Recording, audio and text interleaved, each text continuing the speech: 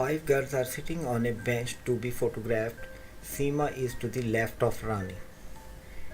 Seema left of Rani है, रानी से पहले, और उससे पहले बिंदु ने आना है, तो ये बिंदु इससे पहले आ गया. And to the right of Bindu. Mary is to the right of रानी.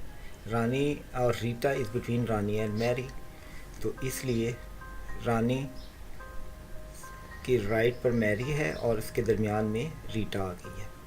तो ये टोटल अरेंजमेंट है कंडीशंस के मुताबिक. अब क्वेश्चन है who is in the middle of the photograph. Middle में कौन है?